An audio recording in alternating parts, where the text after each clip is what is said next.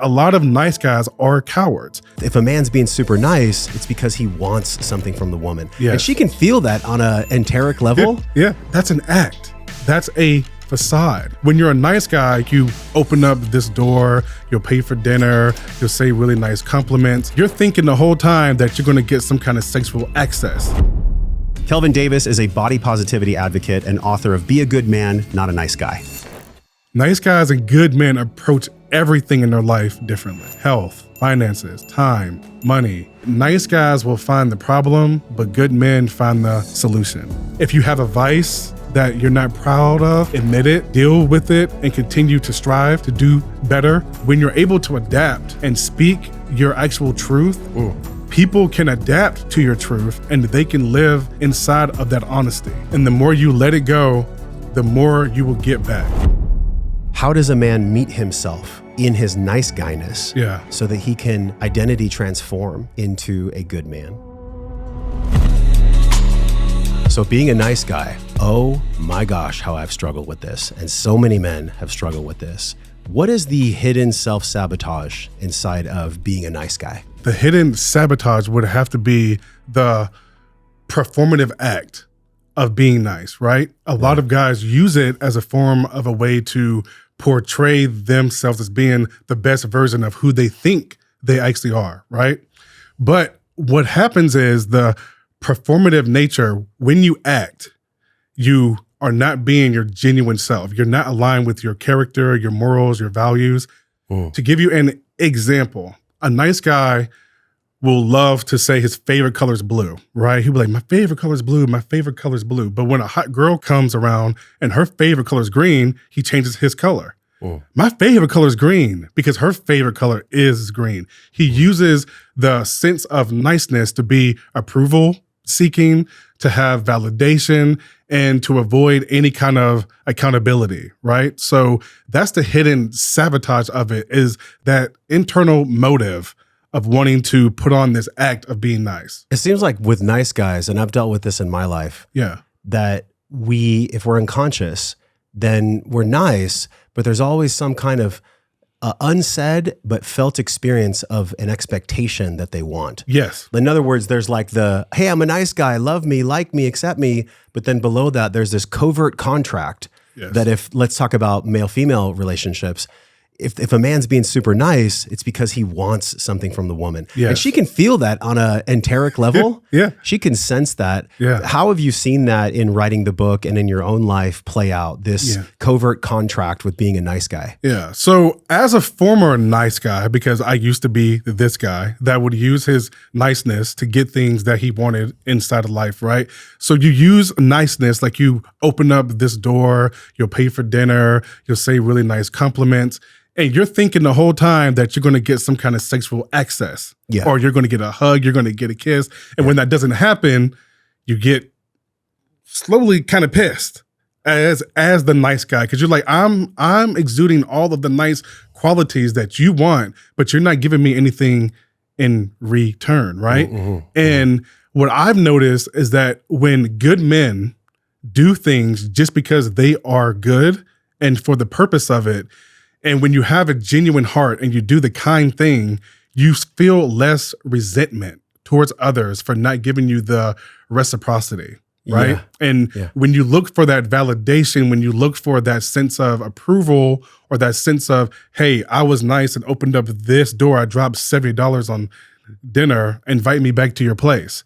Once you get rid of trying to perform that niceness and start tapping in to the good character that you're supposed to have with your morals and your principles and your values, you no longer feel that resentment. And that helps you just as much as it helps others, because what you're starting to do is you're starting to understand, if I'm just good, if I'm just kind, just because that's who I am, it doesn't matter what anybody else does. And you're not going to have any sort of resentment or anger or frustration because they're not meeting you halfway. It seems like it's because most of us are raised in parental models. I know yours was different. You actually gave a great homage to your parents, which I love. Yes. We'll read that later on.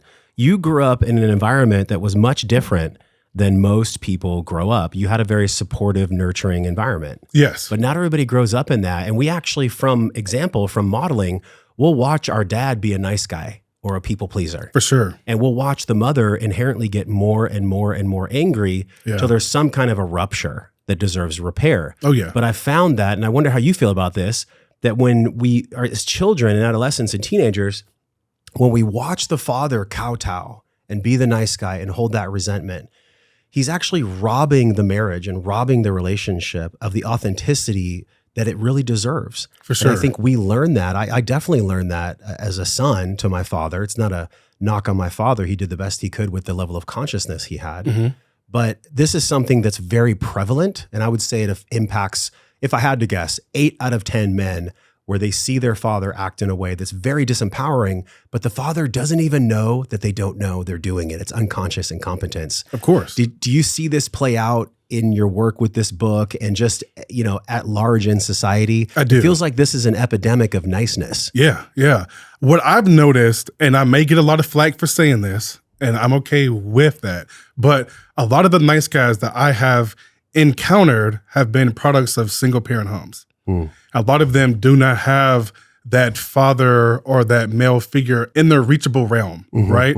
And what ends up happening is that they end up adopting a way to survive. And their way to survive is to be nice. So they've dealt with maybe a mother that is dealing with some internal and external wounds from her past relationships, right? If she's a single mom, she's dealing with something. Exactly. So she's putting that on to the son, right? And the son has to kind of, and I've talked to a lot of guys that come from single parent homes. They felt as though when they reached a certain age, they had to be the husband that their mother never had. They had to be that person that their mother never had, or maybe the father that their mother never had, right? Yeah. They feel a lot of sense of responsibility to try to cope with all of that. And a lot of the times when they get older and they have their own relationships, or they start to date, they start to go out in that world, they start to be nice just to survive and have this survival mode of, if I'm nice and I do this, she won't be mad at me. If I'm nice and I do this, she'll like see me as her king, her knight in shining armor, right? But what ends up happening is a lot of times when that happens, you spend so much time trying to impress, so much time trying to build this false narrative of who you are. When the mask drops and when everything stops happening, when you stop showing up the way that you were prior, because it was all an act, it was all a way for you to survive. Once you realize that you've made it to a certain point, that's when the woman or the person that you're kind of involved with starts to call you out. She starts to say, what happened with this? Well, you used to do this, or you used to do that. And now you feel like your masculinity is being challenged. You feel as though you're not holding up to the standard of masculinity that you once presented to this woman. And you have to start understanding that the reason why this woman is acting the way that she's acting, because a lot of the times it comes in a negative aspect. You have to tap in and say, okay, did I do all this just to court her? Did I do all this just because I wanted her to look at me in this way? And once you answer those questions, and once you start being honest and transparent with who you are, you'll understand that sometimes you created the fairy tale and she didn't. And that happens way, way, way more than a lot of men want to accept. And the whole thing about being a good man is accepting accountability, accepting the responsibility of the role that you played in your life and the roles that you play in other people's lives. So once these masks come off, and our arms get pretty tired. Like biceps are burning. And it happens on both sides too. Yes. I've seen this where the woman wears the mask. And maybe the fact is, if you look at the imago therapy, we attract the very wound that's a perfect bite for our wound. For sure. I had Stan Tatkin on the show and he was telling me about this. We may have a woman who is more of a avoidant personality. And we may be anxious if we're a struggling people pleaser or a nice guy that's learning how to become a good man through this conversation. Yeah. But when we get to that point of, okay, my mask is off, will she still love me? And her mask comes down, there's a sacred reckoning point that occurs. It's very sacred because finally we can just be honest and real with each other. Yeah. And we don't have to pretend that we're someone that we're not. How does it look for a man to actually do that? What is the emotional inventory for a man to first even recognize that he's caught in a nice guy trap? And then what does he do once he's found that out? Yeah. I tell guys to ask yourself internally, am I doing this to be liked? Or am I doing this because it's the good thing and it's going to get me the respect that I want, right? A lot of guys do things that they want people to like them. So if for me, when I started this transition from nice guy to good man, I started to ask, am I going out drinking with my cousin and my friends because I want them to like me, or do I actually like drinking? And I actually don't like drinking. I actually don't. I don't find it fun. I can go my whole life without one more drink. Yeah. I don't find it fun, right? Yeah. So I was like, I'm doing it because I'm in this social environment and I want these people to like me. So I want to have a drink with them so they think I'm just as cool as them. They like me just as much. Once I stopped drinking, I started being invited out to certain places, which I was okay with, right? Because I wanted to live in the true composition of who I was. And doing that, sometimes the trash will take out itself. And I'm not calling my cousin or anybody trash, but I'm saying that sometimes those things that you're so used to doing, they go away. Yeah. And you have to develop new habits, new hobbies, and new things. And for me, when I stopped drinking, I started to focus more on my health. And I realized, when I got diagnosed with type 2 diabetes in 2021, right?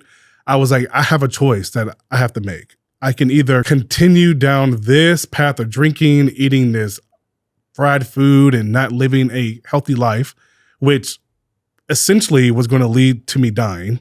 I mean, let's just keep it real, right? And I had seen so many people in my family die from complications of type 2. And I didn't want to be a product of that. So I had to break that generational curse. Yeah. And when I decided to stop drinking, I realized that I was subconsciously making an effort to break a generational curse of a particular habit that may have taken the life of people prior. Wow, that is amazing because I look at the Native American principle, and I don't know if you've heard of this before. It's 7 generations of healing. So when you become a cycle breaker, like you described, and it could be from drinking, it could be from drugs or pornography or shopping, overworking. I don't know. These things run through generations. Yeah. The Native American principle is that when we heal, like you've chosen to do, Kelvin, 7 generations back, it gets healed, and 7 generations forward. So your children that you have, they're watching you more than they're listening to you. For sure. I know you know this because you're a father, right? Yeah. Children watch what you do so much more than what you say. Yeah. So then at the bottom of this, whether it's drinking, whether it's drugs, it's all these things to pull us away from the truth of who we are. Yeah. So then really, what is the nice guy syndrome protecting? What's below the nice guy syndrome? Because it's really a syndrome. Yeah, it is. It's a set of behaviors and patterns that are unconsciously lived out. What's the deeper truth below the nice guy syndrome? What is it really trying to protect? I'm glad you mentioned that the Native American principle is what you call the 7th generation principle. So there's an old Native American tale that I write in this book about the buffalo versus the cows. Have you ever heard of it? Okay, all right. So buffaloes and cows are very similar in their stature, right? Yeah. And even almost down to like the cut of the meat, to like the steaks and all of that, right? But what ultimately is the difference in between them is how they react when a storm is coming, right? So buffaloes tend to huddle up and run towards that storm. Cows tend to huddle up and run away from it. When cows huddle up and run away from a storm, they end up being exhausted. But what ends up happening is that the storm eventually catches up and they're standing there terrified of the same thing that they were running from. They're stuck in the rain, the thunder, the lightning, all of this stuff, right? Whereas the buffaloes, when they get together, they run towards it, knowing that they will encounter that storm. They are going to hit the rain. They're going to deal with the thunder and the lightning. But the opposite ends of it is that the cows are out of breath, standing in the very midst of conflict that they were running from. Yeah.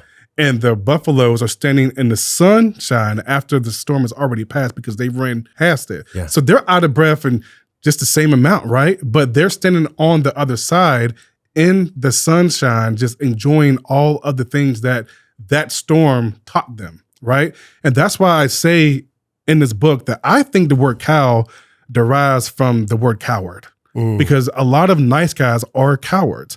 They run away from that storm, which is the conflict, which is the accountability, which is the ultimate value of responsibility. Anything that a nice guy knows that is going to challenge him and challenge him to be better, they run away from. So if you have a set of guys that hold you to a standard, right, at a gym, or let's say, for instance, you go to like some male Bible study, right? If you have a group of guys that hold you higher to a standard, a lot of nice guys tend to not want to be around those kind of guys. Yes. Because they're like, I'm really comfortable being this version of me that I don't really want to be challenged on, and I don't want to grow. These are not the guys that go to men's groups. No. Yeah. Yeah. I have firsthand experience with that. Yeah. So we've run men groups here in this podcast studio for like 4 years. Yeah. And then before that, I did 10 years of that. Yeah. I love it when my male friends who I hold in high regard call me out. Oh, yeah. But I've trained myself to have that capacity. Yes. I've become more anti-fragile as I've matured to be able to receive impact and feedback and questions. Yeah. Was there a point in your life where you were fragile, where you did not like feedback and you did not like criticism that was further compounding the nice guy? Yes. What was that for you? College, man, I was so fragile. And I would say I was fragile because, you know, when you're young, when you're in college, you're trying to figure out who you are, right? Yeah. You're dealing with your studies, you're dealing with friends, you're dealing with a whole bunch of different things. Yeah. You're dealing with trying to figure out not only who you are, but what college is going to make you be in the career-wise, right? So for me, I did not like when my professors, when I had friends, when they would tell me that I needed to do something over again. Like I had so I was taking this painting class, and I attended the University of South Carolina. I was an art education major with a minor in oil painting, right? I taught art for 7 years after this. But when I was doing this, I took an oil painting class. I had never painted in oils, right? So I brought acrylic paint to the class because it just said painting. I was like, I can paint with acrylics. Why not, right? I get to the class, the professor is like, what is this? I'm like, they're paints. And he's like, this is an oil painting class, leave. I said, excuse me? I said, leave? I said, what do you mean leave? He kicked me out of class, right? I show up the next Wednesday with the same paints. He kicks me out again. I'm like frustrated. I'm pissed. I'm like going to my advisor. I'm like mad. I'm like, dude, he keeps kicking me out of class because I don't have oil paints, but I don't know where to get them from. Like, I just did not know. I was like, I don't think it's this big of a deal. And when I finally got these oil paints and he was teaching me how to paint with oils, he was so overly critical of everything that I did. There were numerous times I would have a composition done, right?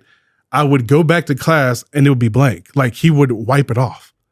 And I was like, what is this guy doing? Like, he's starting to piss me off. Like, I don't understand. Like, he needs to be more communicative, right? But he was trying to teach me that I need to be ready for this class without him telling me, right? Eventually it started to click. I was like, I need to do this way. I need to have this way. And when I started to do what he told me to actually do, and I got better at it, he invited me to Italy with him that summer to study oil painting. And he was like, you know, there's a lot of people that take this class and they're not serious about it. But I knew when you came in that not only were you going to be serious about it, but I could tell that you could take criticism. And I thought that was weird because at that point in my life, I was very fragile. I did not like anybody telling me that it wasn't good, that this isn't great, I don't like your stuff. I didn't like any kind of criticism at all, period. So when he would do it, it would piss me off. And what it ended up teaching me is that I can take that frustration and I could use it to a positive way. Because there was a point where I was going to drop it. I was like, I'm going to drop this class. I was like, I know my minor is oil painting, but I might have to change it because I can't deal with this guy. But the gift was in him being a bit hard on you. Yes. The best mentors, I feel like, see the greatness in a student or in a client, and they'll actually lean into them more than they would if they were to sense that a client wasn't willing to do the work. Yes. I know on earth right now, there's literally hundreds of millions of men that know they want to shift out of nice guy. They just don't know how to do it. Yes. So in your book that's on the screen right now, Be a Good Man, Not a Nice Guy, one of the things I loved that you said is that we can actually recognize that our gestures of love bombing, as you've called it, right? When we love bomb, there's always a covert contract if we're being a nice guy, if we're unconscious. Yes. And so I look back at my life when I would buy my girlfriend flowers, it was because I wanted her to be like, I love you, baby. Yeah. Not just the act of me buying her flowers, right? Yeah. And so that's why now with my wife, I buy her flowers when I really genuinely feel like buying her flowers. Exactly. And she can love them or not, but that was entrained upon me by me feeling the resistance and pain of me buying flowers for previous girlfriends and them not giving me the response that I wanted. It's again, this, I'm going to go back to this covert contract. Can you unpack the covert contract in the love bombing? Yeah. And the difference between a genuine man, a good man, giving without having the expectation of receiving versus a nice guy who's supplying a covert contract. Can you paint the picture of those two? Yeah, of course. Yeah. So the nice guy, he will extend every resource financially, physically, emotionally. He'll tell you how beautiful you are, shower you with flowers, all this stuff, right? And if you're not smart enough as a woman, you will take it as this guy genuinely likes me, right? And you'll be like, oh, this guy likes me, especially if you're not used to a lot of male attention. And that's what a lot of nice guys tend to go after women that don't have a lot of male attention. I don't know if people have noticed that or not, but a lot of nice guys will go for that girl that necessarily doesn't have a lot of guys going after her, right? And when they do that, it creates this sense of, okay, I am now in some sort of control that I can paint this narrative of how much I can show my love, right? And it's fake, right? It's very, very fake. It's very nuanced, right? And as far as the contrast of that, a good man just does it because it's the right thing, right? He knows that he doesn't have to buy a dozen roses on this first date. He can show up, pick the girl up, knock at her door, open up the door for her, take her to dinner. What I feel like a lot of nice guys do is they take girls to restaurants that are very expensive. They like to showboat, right? A good man can take you to like a little diner across the street and give you the same amount of attention and love, and you will feel as though he likes you, right? Whereas the nice guy, he feels as though he has to take you to Ruth's Chris or some kind of expensive steakhouse for you to feel that kind of love. Yeah, the woman can feel this too. Yes, right? Yes. Like I'm speaking heteronormatively. I know people relate however they relate. Gosh, I mean, it's prevalent because a woman has a very extrasensory perception that's magnified compared to us as men. Would you say that's true? Women can feel 100%. things a lot differently than men. They're just built that way. They bear children, right? So they're very intuitive. They're very intuitive, right? Yes, So yes. a woman who maybe is ignoring her intuition, she could potentially attract a nice guy. Yes. Seeing the potential of him being a good man, but then maybe she was never modeled from her father or her caregivers what a good man really is. So then what is it? Yeah. In a sentence, what is a good man? A good man is somebody that is aligned with his morals, principles, and values, and does not jeopardize his character or his integrity under any circumstance, whether it's challenging, whether it's some type of adversity, it does not matter. He never wavers. So then this phrase, happy wife, happy life, is inherently bullshit. It is.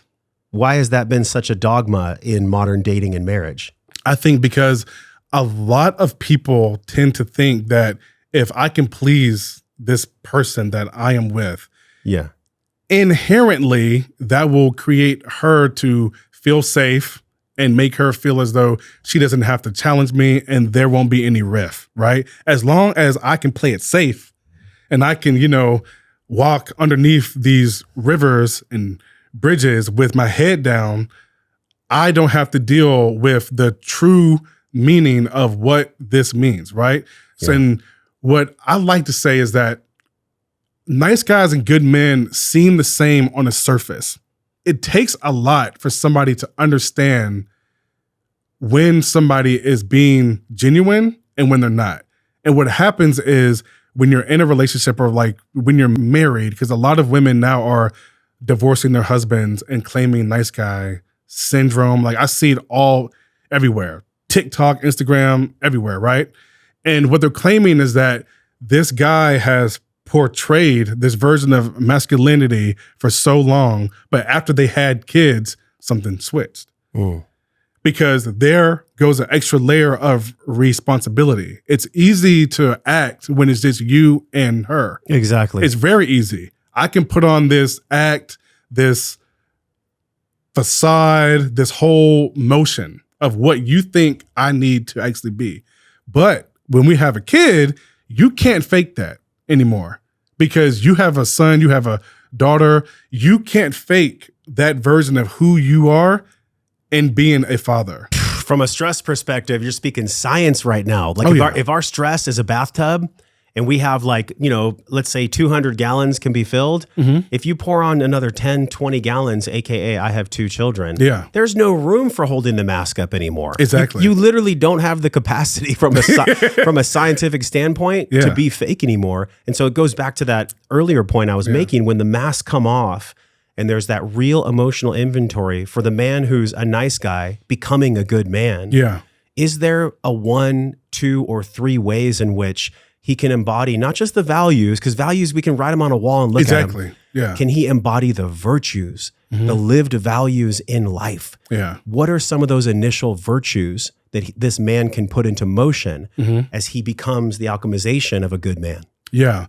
When you get exposed in that way, your brain as a man, you start to question a lot of things about who you are. I would say the main virtues about that is to looking into who you are and understanding that, okay, if I do A, I might not get B. Is that okay with you? Because it is A, the right thing, or is it just something that you're doing to get B? Because if A is the right thing, you shouldn't worry about whether or not it's going to give you B. And when you say the right thing, do you mean the most loving thing? Yes. The most loving thing, the most kind thing, the most genuine thing, right? Yeah. Setting boundaries with folks, being able to take control of your masculinity. You're able to set boundaries. You're able to say, this is what I'm willing to do. This is what I'm not willing to do. A lot of times when you're in those marital conflicts, a lot of times, I don't know if you can relate to this, but in-laws can play a huge role, right? Sure. And what happens with a lot of nice guys is that they tend to not set any boundaries. They tend to let other people dictate how things are supposed to go in their relationship. They take advice from their mother, they take advice from their father, and they tend to talk a lot about things that just their spouse and them should talk about. They tend to talk about that to other folks, right? Yeah, this is extremely unhealthy leakage. Yes. So one of those main virtues is setting boundaries, understanding who you have to set boundaries with. And it talks about this even in the Bible, right? Jesus set relational boundaries with his disciples, right? Or was it 12? 11 or 12. Yes, 11 or 12. Don't quote me, but it might have been 12. Yeah. But he only had a strong relationship with 3 of those, right? And the rest of them, he knew that he couldn't cry a certain way in front of them. He couldn't take them to witness him raise people from the dead. He knew he couldn't take certain disciples with him to heal the like sick. So it's all the way back to the biblical days where you have to choose and you have to pick your boundaries relationally. Who you tell things to, who you let in to your relationship, who you let into certain boundaries, especially as a father. Because once you reach a certain level, you have to understand your kids are not only listening, but they're watching too.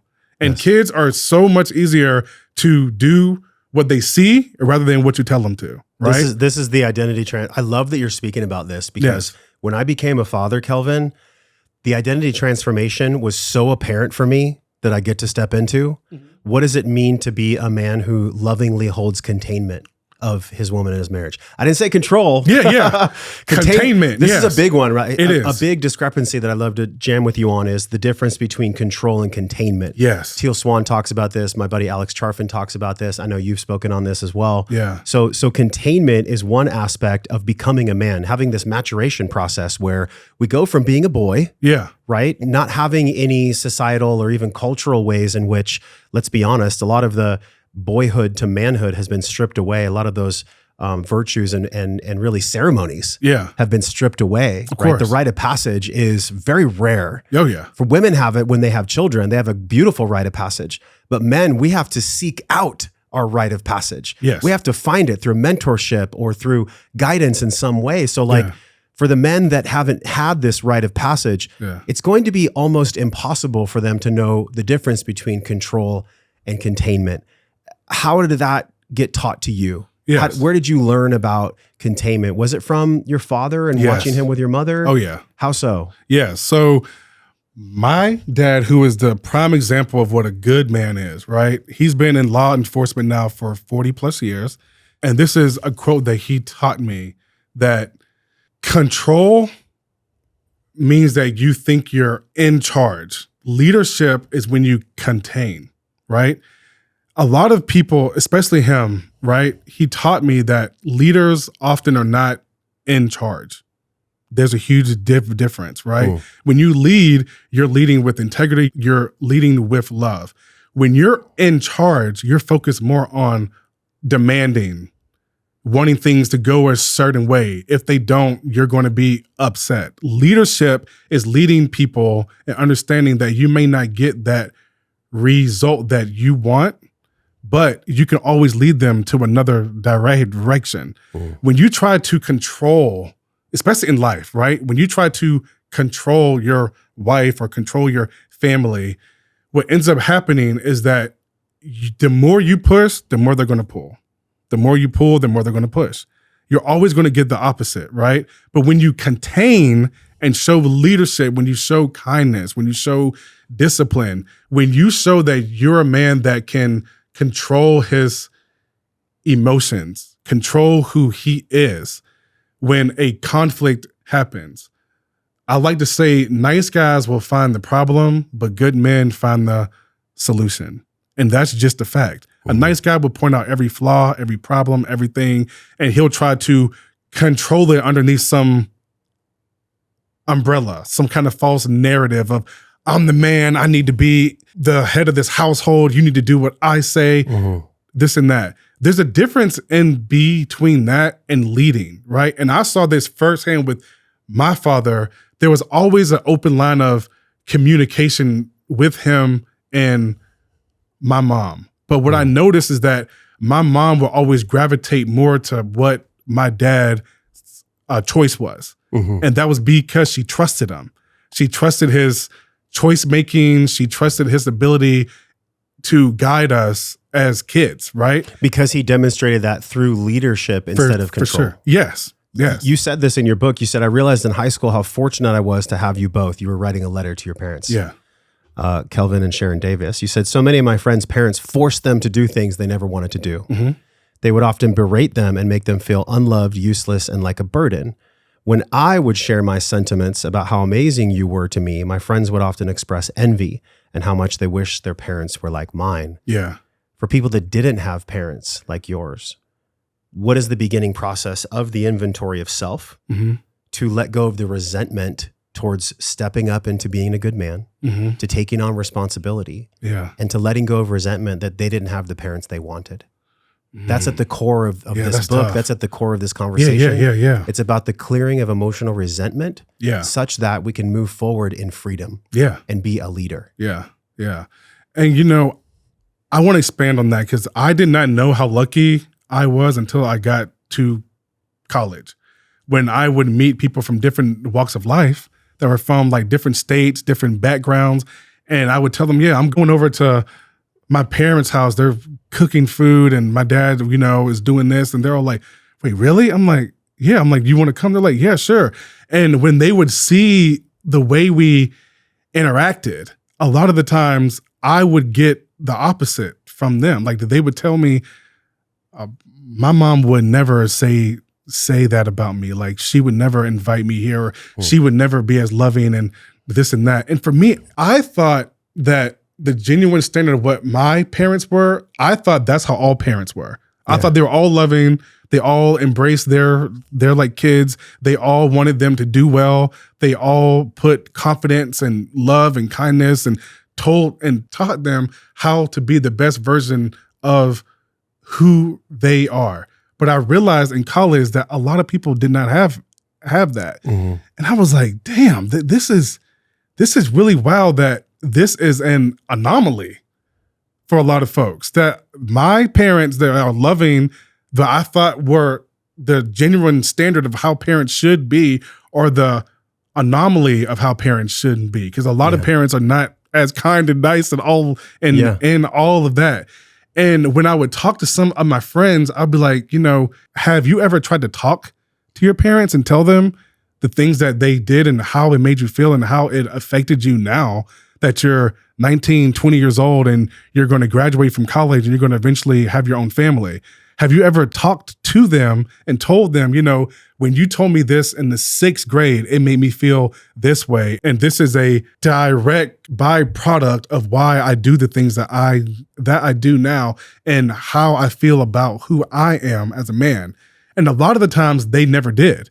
They were too afraid, even in their adulthood, to challenge their parents. Yeah. And I thought that was strange. I was like, you're 23, 24 years old and you're afraid to talk to your parents about how they made you feel when you were 14? So you just touched on something really big. This is what further fortifies the boy being stuck in the boyness and being the nice guy, never actually graduating for sure to be a good man because of fear.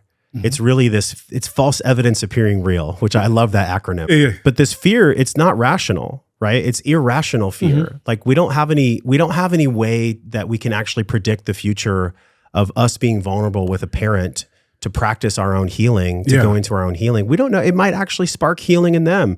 If a young man or even a man of 30 and 40 has never had a conversation with his parents at all, I think it works like this. We use nonviolent communication. We share from the I. We don't blame our parents because they were operating from a system that was actually broken from their parents, you know, the 7th generation principle. And I would assume, I don't know, in the Black community, there is a deep amount of conditioning and wounding with the single parent household and just the way in which the percentages are shown across America and even the world. There's this unconscious way of wounding that seems to work its way through the Black community. It's very prevalent. For sure. And I'm sure that Black men reach out to you and say, well, it's easy for you, Kelvin. You had this situation. Yeah. Can you speak to those men in the Black community? And they don't have to be Black. They can be any color. Exactly. Yeah. But in the Black community, I've seen this and I've witnessed this when I went to high school with my Black friends, that it was like this overwhelming percentage of single mother households and no spaciousness or safety for a man to be able to communicate with his parents because of their wounding. Yeah. Do you believe that that's something that can be unpacked through your book? And if so, how? How does a Black man even start that conversation with his parents that may not provide the safety for him to do so? Exactly. Yeah. No, most definitely. These principles and everything that I write in this book definitely can help them. And I base it back to when I was a middle school art educator for 7 years, and I taught at a predominantly Black school. I had a lot of kids who came from single parent households, right? And I taught art after some of them had some behavior issues. When I started to look at what they were coming through, a lot of them came from single parent households. There's no father, no brother, no other male figure. I was like thinking to myself, okay, this is a time for me to be that male figure that they need in their life. So everything that my dad taught me that I put in these books, I now can teach in this classroom. And what I would do is, along with teaching art, I would teach them how to be good men, how to be gentlemen, how to be, an actual productive member of this world, right? And I would tell them, and I would give them hard truths. I would tell them, if you keep acting this way, you're going to end up in prison. Telling them things that their father would tell them. Telling them things that maybe their older brother would tell them. Me having that access to them in and out of that classroom helped me build a lot of younger Black boys to be better men. I'm gonna toot my own horn. A lot of those kids that I taught, I can honestly say that if they did not have me as an art educator, a lot of them would be on a different path. Yeah. A lot of them that I coached, they ended up doing very, very well in this life. They ended up going to high school, playing more sports, graduating, going to college, going to the military, a lot of them, right? So now when I'm now 38, and when I see some of them out, I mean, they're like, some of them are in their 20s now. Like, some of them have kids, right? They're fathers now. Some of them will come up to me still to this day and tell me, Mr. Davis, you changed my life so much. I'm the father because of everything that you taught me and everything that you put into, I don't want to cry. Hold on. Jesus Christ. Emotions are all valid. Yeah, hold on. It's all good. Because I was on a walk. I'm going to tell this story. I was on a walk about 2 months ago. I was walking from my apartment to a place called 5 Points. It's about 5 mile walk. And on my walk back, there was a guy that was walking next to me in a hoodie. And when somebody's like walking next to you, you kind of just look, just say, hey. I looked and we made eye contact, and it was a student that I had taught when he was in the 7th grade. And he had a bag of food in his hand, and he was like, Mr. Davis? And I took out my earphones. I was like, huh? And he goes, Mr. Davis? I said, yeah. And he was like, you don't remember me, do you? I said, I remember your face, but what's your name? He told me his name. And he was like, I just started following you on Instagram, and this stuff about like being a nice guy and being a good man. You used to talk about that a lot inside of the classroom. Like, I don't know if you remember all of that. And he was like, yeah, I got a job now. I'm like, we're working at this restaurant. I got a wife now, and I have a daughter that's on the way. And he was like, you have 2 daughters, right? I said, yeah. And he was like, what's some advice that you would give me as a dad? And I said, everything I taught you when you were a student is the same thing I'm going to tell you now. And that is, everything that you do, you need to do it with love. You need to do it with kindness, especially if you're having a girl. I would tell you that, you have to be the prime example of what she sees in a man. And you being able to work, being able to protect, provide, and do all these things is going to show her this is what a man is supposed to do. And I was like, I don't know the situation with your now wife and all that stuff now, but you have to be able to continue to be that form of leadership for her. And we kept walking. And he was like, Mr. Davis, I need to ask you something. I said, yeah. He goes, do you remember when these 2 kids, and I talk about this in my book, there was a situation where I had two rival gang members in my class and they fought each other. And I ended up getting hit in the crossfire.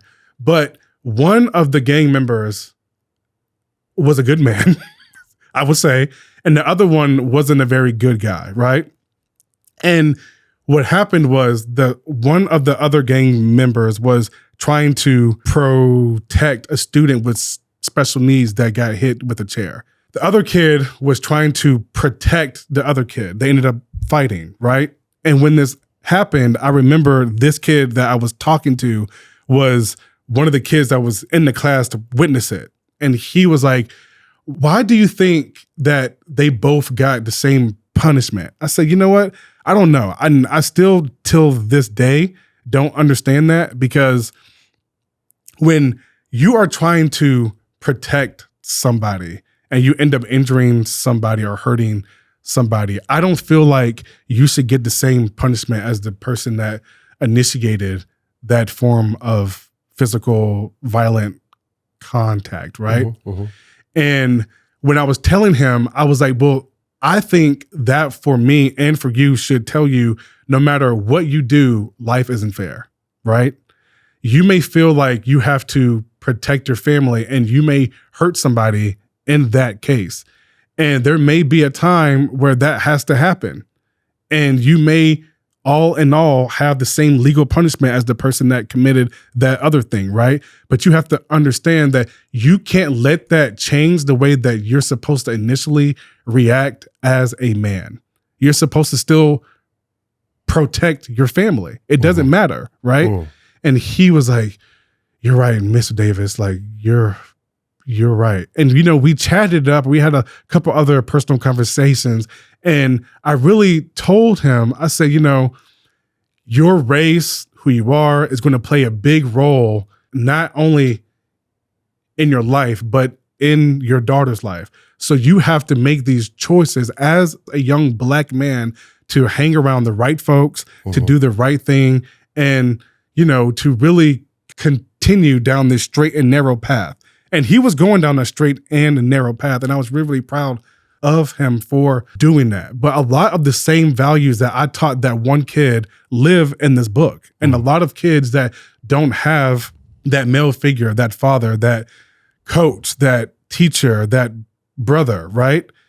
They can turn to these books and get the same knowledge that I would tell the same kids that I used to teach. That those same kids that I told to do A, B, and C is in this book. And they're doing very well in this life now. The aspect of it's not fair, that's a really deep one. I want to go into that because for a long time in my life, and I think if most men are honest with themselves, and even for the women with us too, when you feel resentment from your man or when you feel existential angst from your man, yes, it's probably because he's still grappling with the fact that life for men specifically is not fair. It's not. And I remember Chris Rock was on the stage once. He was like, the only unconditional love in this world. I say that, yeah. Can you finish it? Yeah, What does he say? The only conditional thing in this world is dogs, women, and children. It does not matter. That's right. If you're a man, there's no such thing as unconditional love. Your love is conditional. Your love is based upon the condition that you provide something. Yes. And I love that because the red pill community takes it and runs with it. And they say, women can't be trusted. A woman is only as viable to her feelings, and she's only going to be as, attached to you as she feels like in the moment. Yeah. This is the understanding from David Data, from Gay Hendricks, from all these, from Mark Groves, from Stan Tatkin, so many relational experts I've had on this podcast. Yeah. And when it really boils down to it, the hard truth that many men who are struggling, attempting to be a good man, they haven't grappled and grokked this yet. And it's what Chris Rock said. It's what you talk about in your book. It took me a long time to get over this, Kelvin. Yeah. I would say it's only been in the last 3 to 5 years since having children. Yeah. Children put me about face to the magic of, it's okay that I accept the fact that for men, life isn't fair. For sure. And it never will be fair. Yeah. Because that's the way in which our creator designed the system. Yeah. That we do things differently than women. Yeah. And there's a beauty to that. Mm-hmm. There's an elegance to that. Mm-hmm. But if a man doesn't have the spiritual constitution or the maturity to be able to receive that truth, it can just be attached to Andrew Tate or a lot of these guys that are sitting on microphones screaming about how terrible women are, which then further divides us. It's the opposite of what is needed in the world right now. So here's the big question. Mm-hmm. If life isn't fair for men, how does a man reconcile with that unfairness? Man, that's a good question. I will tell you, I'm right along with you, like the 3 to 5 years things. I didn't, for you, it was for me, kids, it was having right? children. Kids, right? Yeah. Children will make you grow up immediately. Yeah. For me, it was the divorce of my now ex-wife. When we got separated in 2021, in the state of South Carolina, you have to be separated for like a year in order to start the divorce proceedings. So like you have to have adamant proof that you haven't lived underneath the same household for one full calendar year. Wow. And after that, you can start the litigation, you can start the divorce proceedings, right? Yeah. So ours started around 2022. And that was around then when I started to understand the legal process, mother, father, my lawyer versus her lawyer. I started to peep the unfairness of what it is to be a man. And that's sad to say, but during that whole divorce litigation with the child custody, with this and that, I realized how unfair everything was. It did not matter. It does not matter how present you are as a father when you are married. It does not matter how present you are afterwards. It doesn't matter. You still get treated as though you're a deadbeat dad. And I'm telling you from experience. I fought tooth and nail just to simply see my kids Tuesday and Thursday out of the week. They wanted to give me only every other weekend. I'm like, they live right down the street. I can have during the week too. The judge was like, oh yeah, okay, yeah, sure. But I had to fight tooth and nail. What my whole realization was, I was having a conversation with my then lawyer, and he told me, as much as the courts like to paint this image that father's rights are just as equal as mother's rights, I'm telling you as a man, and I'm telling you as a father's rights attorney, sometimes that's not that case. A lot of times we still live in this world where women deemed or seem to be more of a traditional asset to the kids rather than men.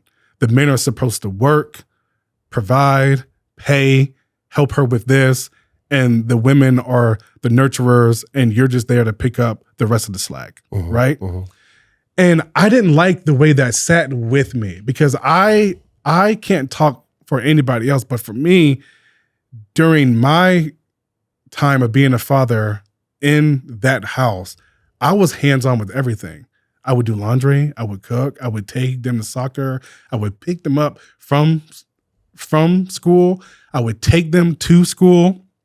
I was there for every meeting. I was there for every dance recital. I was there for everything. Were you doing it as a nice guy, or were you doing it because it was good and right? I was doing it because it was good and right. So your intention was pure. Oh yeah. Oh yeah. And when all this stuff happened, I only brought it up in the setting of being inside of some court litigation when the other side would try to paint me as being a father that wasn't there. I said, no. I've got evidence. I got receipts that I've been there for everything, right? So I didn't like this notion, and I still don't like this notion that fathers have to prove that they're a good father, but women are just assumed that they're a good mother. There's this no process of where a woman has to prove that she's a good mother. The father always has to prove something. Going back to Chris Rock, I remember during that stand-up when he was talking about his divorce litigation too, he said that he had to take pictures of his kids' bedrooms to show this judge. And he was like, I'm Chris Rock. You don't think that I have a bedroom for my own kids? Like, you think they're living in like a dungeon? Yeah. So he was like, so take this from me. Make sure you have every letter, every photo, everything that you ever done to your kids. Because when the stuff hits this fan, they're going to try to be like, well, do your kids have a room? Do your kids have this? He's like, of course my kids have a room. They get everything that they need. They just had lunch with me and Kevin Hart. They just, you know? So I thought it was funny that he painted a comedic aspect of it. And behind every comedic joke, there's truth. Yeah. Right? That's why it's funny. Yeah. And there's this truth of men always have to prove that they're a father, a good father. This is the aspect that I'm poking on with you. I want to go back. I want to poke it again. Okay. Yeah. So let's take you out of the divorce proceedings and go into a construct of a man having to provide. It's actually a first and foremost thing, whether it's biblical or not. Yeah. Like, I've noticed that in most relationships, maybe not all, maybe sometimes it works that the woman is the key provider. And if that works, then great. Yeah. But I would just say, like, reductionistically across the board, when a man hasn't done the work so that he can provide, when he's not providing and there's stress around providership, it becomes this poison that he brings into a family. And everybody feels it from him, right? It's like he can't give from a cup that he himself hasn't healed the hole in the bottom on yet. For sure. So there's an unconscious or a limiting belief or an emotional pattern inside of this man. It's not the fact that life is unfair, because we already have addressed that life is unfair. Oh, yeah. Right? And by the way, when I say that, I'm not victimizing men. You're not a victim. We're not victims as men. No. I'm just saying, if we look at 30,000 feet above our societal construct, it's inherently not fair to men. So then how do we stack the odds in our favor as men, not just in a divorce situation, but in providership, in cultivating a career, in taking care of one's self, one's health, one's mental health? That's a whole nother subject as well. Men's mental health and the way in which men used to meet in tribes and we don't anymore, which is why long form podcasts are so nourishing. Because it allows for this long form discussion that people are actually searching for. So I'll push again on that. What is a inventory process for a man who desires so much in his heart to be a good man, yet he's stuck in these unconscious loops of being a nice guy, whether it's providership or anything else? How does a man meet himself in his nice guyness so that he can identity transform into a good man? Adaptability. You got to be able to adapt. And when you talk about being able to be a provider and being frustrated with the providership, is what you're doing to provide, is it bringing you happiness? Yeah. A lot of men, oftentimes, nice guys, they feel as though their value is based off of how much money they can bring in. They'll do a job that makes them very unhappy. But let's be honest, they might hate it. Yes. They might hate the job. Hate it, brings their mental state all the way down. Yeah. This creates anxiety. This creates anger. This creates resentment. Because what you're doing is you're doing something that you do not like, that you genuinely hate, just to provide for a family that you love. So when you adapt and when you say, if you married the right person, you can say, hey, we might need to scale back on some of these things that I'm providing. Maybe you don't need that Range Rover. Maybe you don't need that big ass house. If you're working a job you hate and you're driving a Range Rover, you should look at your priorities. Yeah. So maybe it's about adapting, right? Yeah. It's about looking at all of your cards, right? Understanding how you got them, which ones, if you take away, could you still have that full house, right? Yeah. And when you're able to adapt, and when other people are able to adapt around you, because nothing lasts forever. And when you're able to look at your spouse and say, hey, can we scale back on this? I'm thinking about changing my career to be more, mentally sane and mentally happy. I may take less money, but I'll be more happy as a man. You will be able to adapt to a different lifestyle, but I will be able to provide more than just financial stability. I'll be able to show up more physically, emotionally, right? When a lot of times as men, especially nice guys, they get so wrapped in, I got to work this extra hours at this job. I got to do this. I got to please this boss. I got to please this supervisor. I got to do this because I want to impress this coworker, right? You're missing your daughter's dance recital because you're trying to impress a boss that doesn't love you. You're missing all these different things because you're trying to make more money or trying to prove some kind of standard of you being some workhorse to try to prove something that does not exist outside of your real realm. Your real realm is your wife and your kids, your partner and your kids, however you want to say it. That is your real realm. If you die at that job, they're going to find somebody else to replace you. Don't you worry about that. But your wife is going to have a hard time replacing who you are as a husband and a man, and your kids are never going to replace you as their father. Mm-hmm. So when a lot of nice guys are stuck with this aspect of like, do I want to do this? Do I want to do that? Ask yourself, is it bringing you happiness? If it's not, you need to adapt. And that adapt cannot come overnight. It's going to take you sitting down with who you are and cognitively making a change and verbalizing that change to your spouse. And that sometimes for nice guys is very hard because they want to avoid that tough conversation. They want to avoid that negative feedback that the spouse may or may not have. They're so unsure that they rather just not say anything. And that is the ultimate downfall for nice guys, is that they don't speak what their truth is. And when you're able to adapt and speak your actual truth, people can adapt to your truth and they can live inside of that honesty.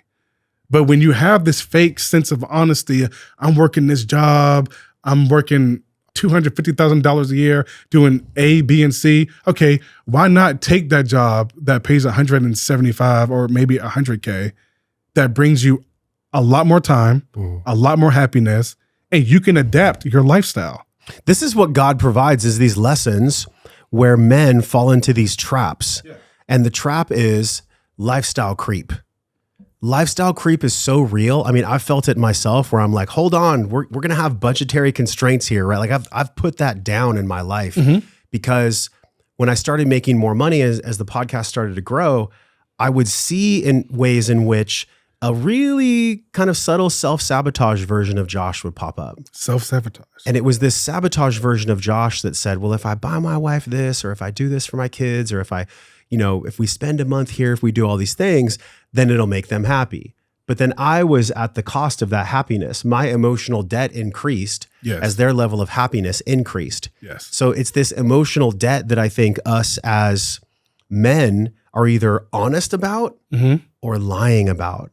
And the lies, it's funny, we just published a podcast episode today, my buddy Tar Whitty, and he looks so healthy. And I was like, you look so healthy, man. Like, how are you so healthy? It's because I don't have any lies. I don't have any lies because I can be well in a body that's not producing all these stress hormones and fear hormones and chemicals. Yeah. So I'll pass it back to you on this. Yeah. Whether a man knows exactly what he wants to do, because I believe there's seasons. Oh yeah. Sometimes things just have to be paid. You may have to work a job for 6 months or 12 months that you don't love or that you hate. Exactly. So that you can facilitate the change that you've communicated to your wife about. But that takes courage. Really what we're talking about here is courage. Yeah. How does a man develop courage? And how did you develop courage through the divorce? Yeah. To stop being nice and to just be real? Yeah. I did it by starting to be honest with who I was. I hid so much of who I truly was from everybody. From your ex-wife as well? Yeah. I mean, no one knew that. This is open information, but nobody knew I had all these.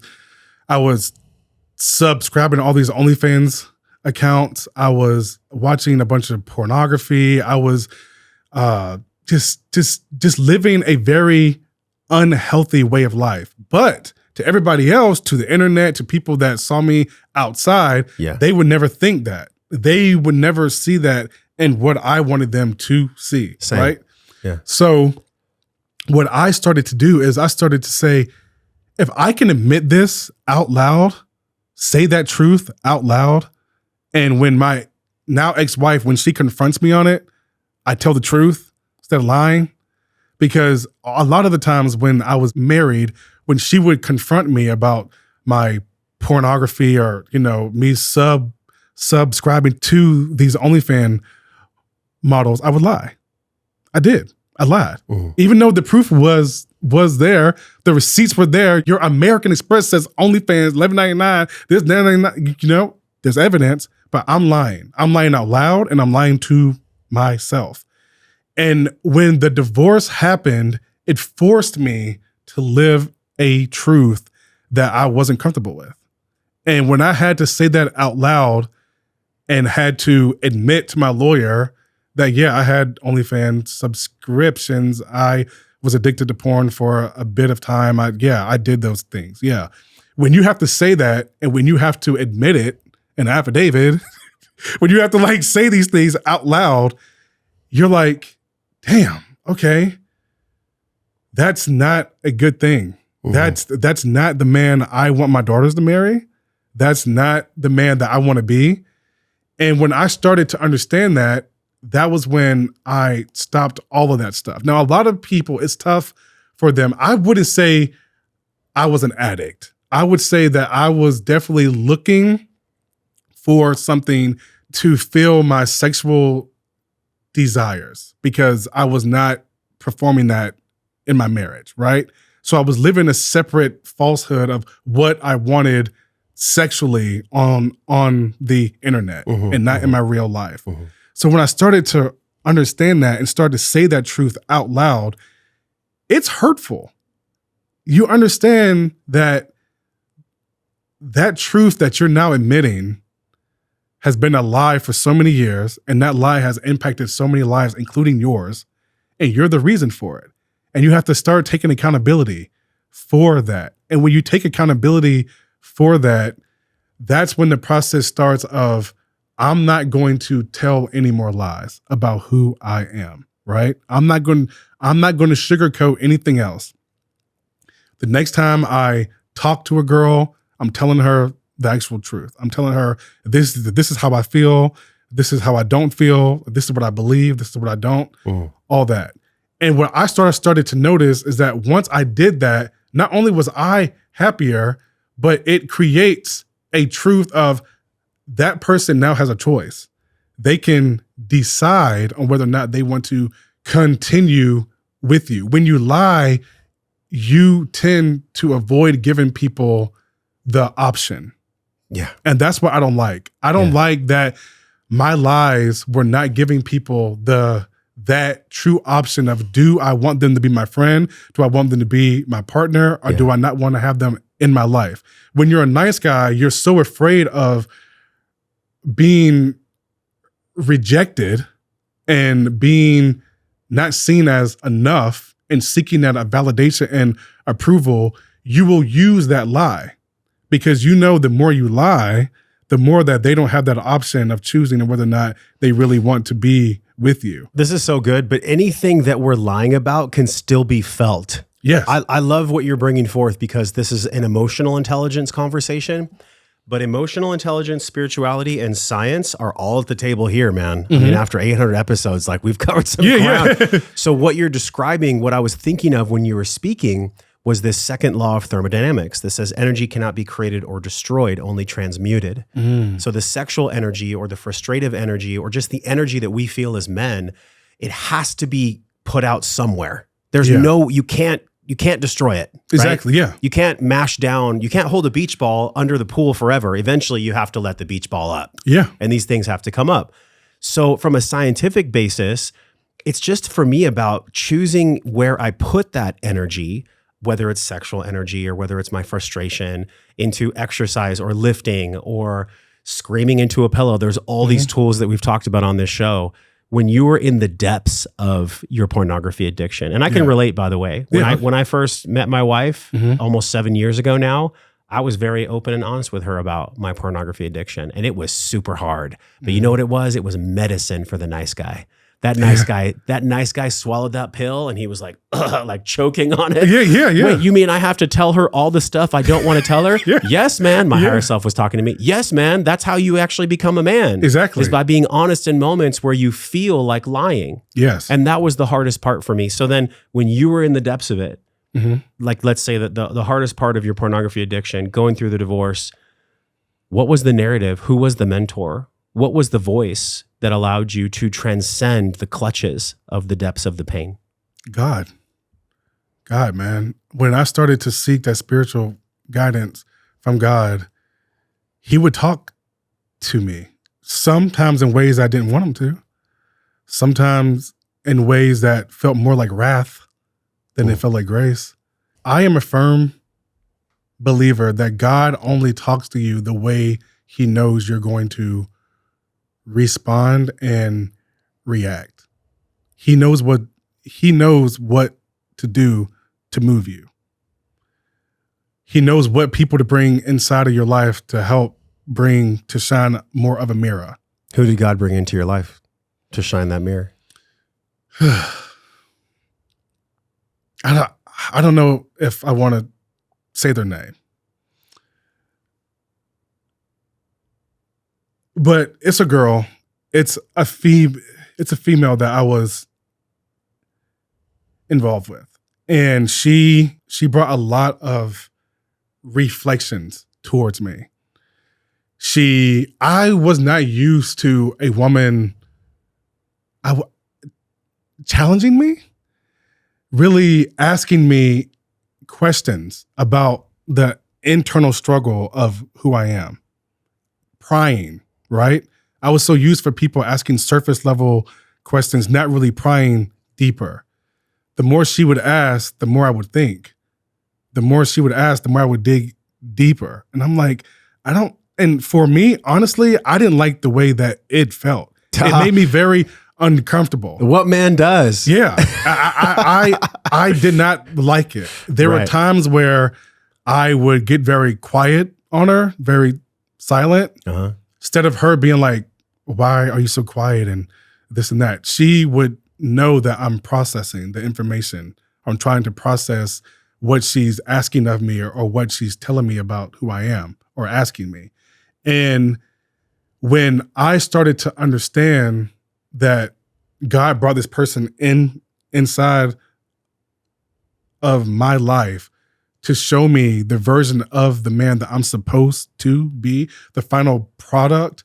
Because I mentioned to a lot of men too, being a good man isn't the destination, it's a journey. Because it's never going to be the end goal. Because you're always going to have those moments where you slip and you do more the nice guy thing. And it's just, sometimes it just happens, right? Yeah. But to be a good man, you cognitively are trying to be the best version of yourself every single day. So it's a journey, and it's going to take a long path. Your goal is to not get lost on that journey.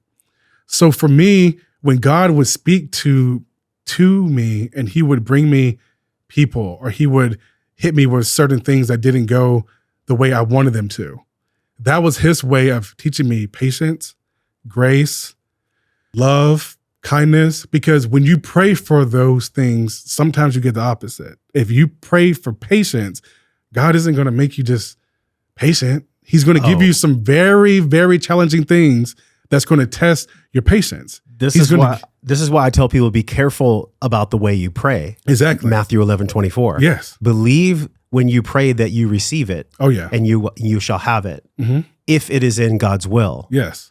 This is the big part. And that you can extrapolate that from the Bible, and you can put it into the Hermetics. You can put it into any religious system. Yeah. The way in which we pray gets to be a very specific way. And I'll say this for myself and for all the men and women with us. If you pray for patience, God's going to bring you situations that teach you patience, like you're being galvanized in a sword in a fire. Oh yeah. So be careful, be cautious, and be conscious about the way in which we pray. Yeah. That's a big one. Yeah. And the more I prayed for patience, grace, and to have a more forgiving, less angry heart, the more challenging the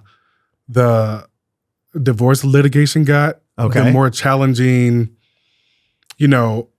certain friendships got, the more challenging. I had a spout with my sister where we didn't speak for an X amount of time because we had a huge falling out. And it felt like the world was crumbling on top of me. And the only people that I had were my mom and my dad. And that's why I speak so highly of them. And I titled that chapter, Forgiven, Never Forsaken, because no matter what wrong I've done, and my parents know every wrong that I have done, they've shown me nothing but unconditional love, only the kind of love that God has shown me, right? So when everything was falling on top of me, when I was drowning financially from paying all these lawyer fees, doing this and that, my like time was being taken away from my like kids. Like I was seeing them less, like, you know, and it was just, everything just felt like it was crumbling on top of me. That's when I was able to be taught, okay, you have this situation. What is it that you're trying to learn from it? Instead of me being angry like I used to be resentful and have so much anger in my heart, I started to question myself and say, well, I can take this as a form of I need to be more patient when it comes to this. I can be more gracious when it comes to this. Maybe I don't need to take this as personal. Maybe this is just her wanting to have some type of autonomy over this kind of thing. Maybe I don't need to. It was petty things, right? It was things where like that small things that were in the divorce litigation things were like, it was small, tiny things that would set me off, where I could just be like, that's not that big of a deal. That's not going to change the grand scheme of your time with your daughter. That's not going to change anything. Why are you so fixated on such of the small, petty things that's causing so much anger? And the more I decided to let go of those things, the better I felt inside. And that was God teaching me patience, teaching me grace. Now, when people do me wrong or when I feel like I've been done wrong, I don't take it so personal. I don't. I take it as it's more of a mirror reflection of what that person thinks about who they are. That's very well said. And how they would do somebody. Yeah. Or really a reflection of how they speak and how they behave to themselves. Of course. First and foremost. You're making me think of all these things as you're speaking. One of them is the 4 agreements from Don Miguel Ruiz. Okay. And the very first agreement, or it's one of the agreements, is don't take anything personally. Yeah. And I love that because in the book, he talks about truth being like a scalpel. Mm-hmm. And when we have poison or anger in our hearts, as you might say, we have poison, we have resentment, we have rage, we have anger, we have discontent. This is essentially, he calls it emotional poison. Yeah. And so when truth comes in, truth is like a scalpel and it cuts deep and lets all this poison out. Yeah. And it's our courageousness to be able to let the poison out and to let it go that actually determines the quality of our life. It does. And a lot of times, in my experience, and even with the students that we have in the life method and everything else that we're building, it's the flinch or that resistance. I just had a call last week about this, where somebody was saying, I'm not afraid of the thing. I'm afraid of the fear of what the thing might feel like. Mm-hmm. That we're afraid of that scalpel cutting us, the scalpel being truth. We're afraid of feeling our emotional poison. Yeah. And I think for us as men, and I wonder how you might extrapolate this, is to the degree that we can feel all of our emotions without judgment. Mm-hmm. That is the success and the quality of our life. Yeah. When we can actually feel what's really going on and not bullshit ourselves or anyone around us. Yeah. Even when we're getting cut by the scalpel and the emotional poison is being released, it's painful. It sucks. It's very painful. It requires an immense amount of maturity and courage. Mm-hmm. But I wonder as we round out the conversation for men that are just beginning to use the scalpel, right? They're just beginning to go through that process. Yeah. Do you have any words of wisdom for men that have first identified that they're caught in the nice guy trap? Yeah. They now, through your book, through this podcast, and even the women that want to support their men to become great men and good men. Yeah. When that scalpel starts to dig and the poison starts to be released and the emotional inventory of truth is clear and present, it can't be denied. Yeah. Do you have any words of wisdom that can speak right to the heart of a man who's at that point right there? I would tell them, let it happen. Let it ride. You gotta let that poison loose. And I like that analogy because when you use a scalpel, if you were to actually do it, your first human instinct is to stop whatever's coming out. Yeah. Your natural reaction is to be like, I don't want this, right? It hurts. You have to just let it happen and understanding that the more you let it unfold and surrender it, let it go. And the more you let it go, the more you will get back. The more I've surrendered myself as a man, the more I've gotten back. The more I've surrendered my life and stopped trying to be in control of every single thing, the more I've understood that things have gone the way, not necessarily the way I've wanted them to in my brain, but it's always worked out in my favor. Yeah. All these things work out for your favor if you just surrender it. The more you continue to hold on, the more you continue to try to hold that poison back or you try to stop that leakage, the more you try to stop it, which it's eventually going to happen. It's either going to happen by you doing it or life is going to force it. It's right? like the cows and the bison that you were talking about. Oh, yeah, yeah. It's going to happen. Your choice as a man is that you have to surrender that and you have to let that happen. And having people that let you, am I allowed to curse? Oh, yeah. Oh, go. That let you sit in your shit. Yeah. Let you sit in it to the point where if you sit in shit too long, you'll forget what it smells like, right? And sometimes that's how long you got to sit in your own shit. The things that you have done to your life, which in hand has impacted other people's lives, you have to sit in that and understand that I did A, B, and C, and I got D, E, and F. And this is what the result of it is. And I can let this poison out, surrender it, and I can do better the next time. Because whether people believe it or not, we always get another chance. It may look different, but you always get another chance. And it's your ability to discern on whether or not what's in front of you is you making that same choice that you made last year. Because it may look completely different. For me personally, when me and my sister had that disagreement, right? And we didn't talk for X amount of time. I think it was over a year, right? And it broke my heart because somebody that I talked to my whole entire life, we were now not on speaking terms for an entire year. So much anger, so much resentment built up in between both of us. But I let my anger get the best of me, right? And what I realized is that I need to let this go. I need to surrender it, apologize, move on. But I know I'm going to get another chance. That other chance was my oldest daughter. My oldest daughter did something that she was not supposed to do. She's now 15. She did this when she was 14. Typical teenager stuff that we all do. But I was forced with a lot of anger inside of me. I wanted to just lash out irrationally, right? That was my second chance. That was my second chance of being like, okay, there's a moment similar to this that you've dealt with in the past. How are you going to deal with it when it comes to your daughter? And when I was dealt with that, I said, this is my second chance. And I met her with grace, patience, and understanding. Although I was angry, I didn't yell.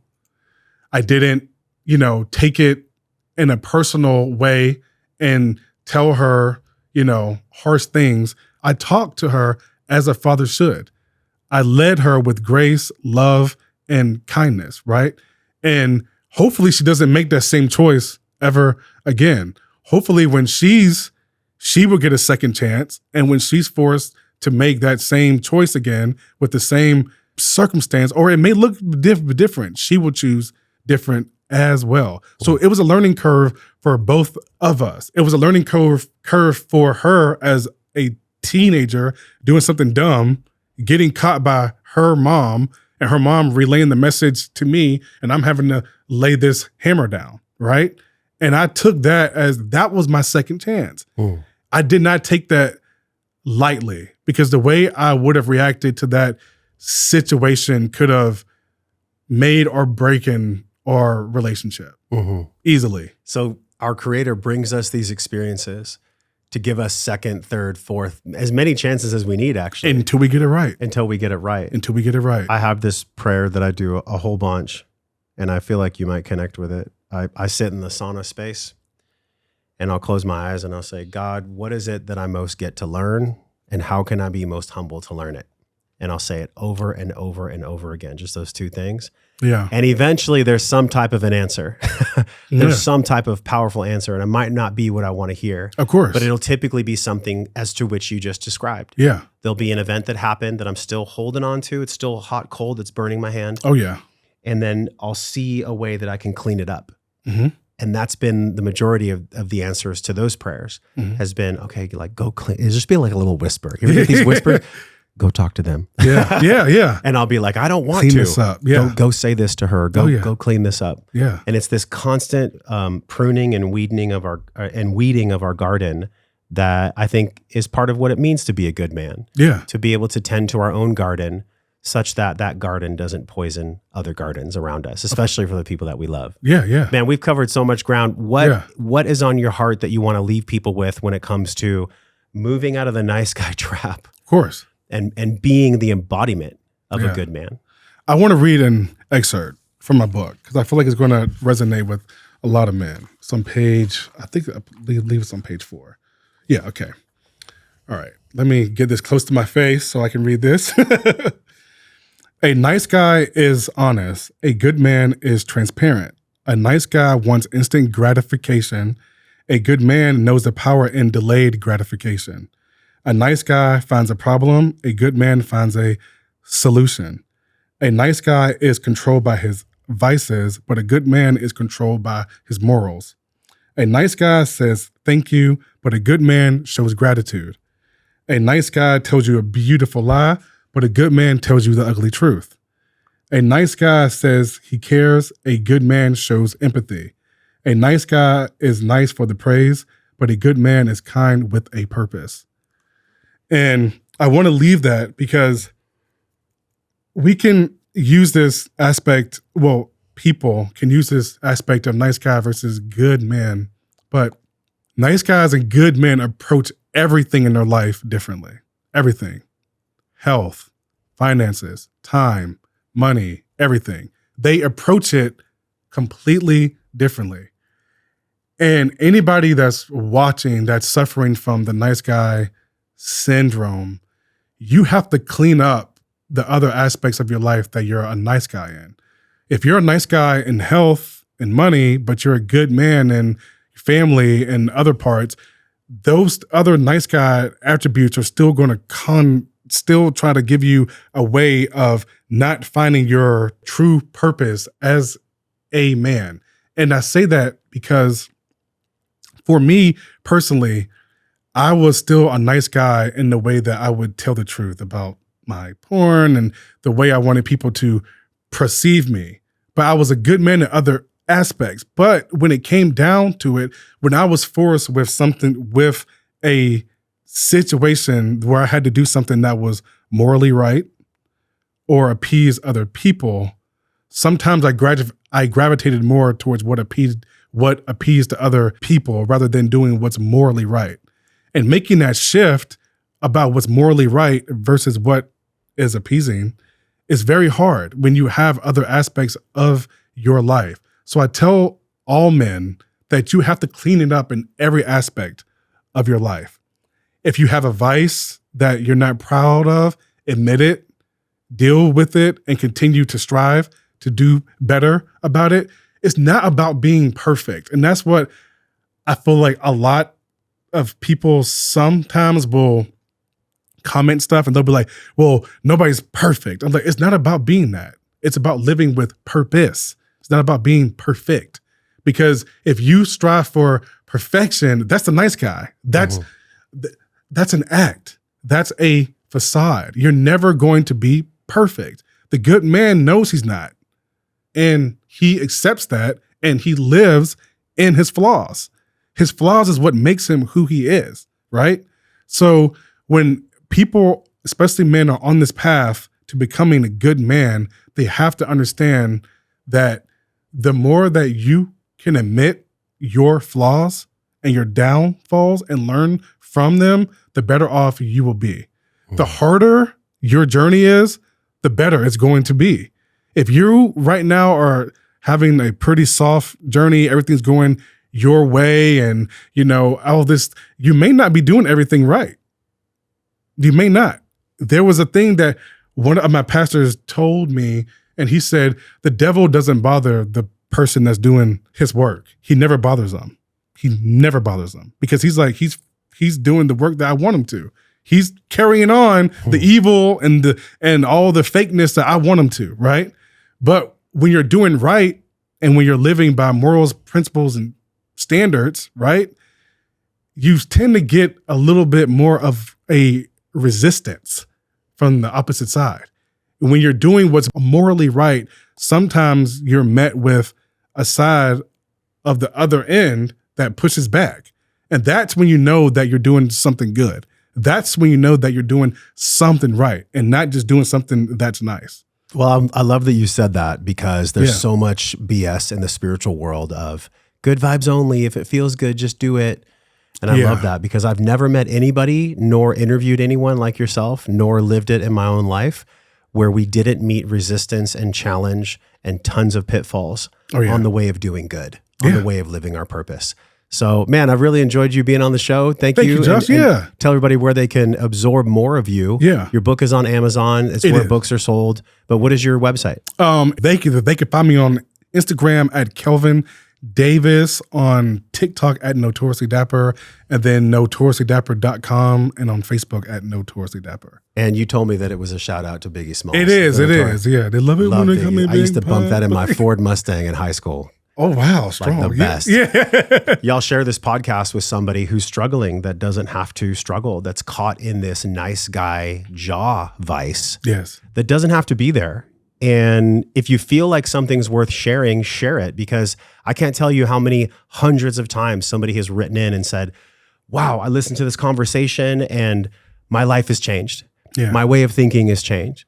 And so if that resonates with you, share this podcast and make sure that whatever you're doing in your life, that you're doing it with authenticity, even at the price of pain and letting the scalpel cut you. There's so many gems in this podcast. I really appreciate you being my guest here in the studio. Thank you, Josh. Yes, sir. Thank you for being here. And until we see you another podcast, I'm wishing you love, wellness, but most importantly, peace and power. You cannot have true power unless it comes from peace. We'll talk with you soon.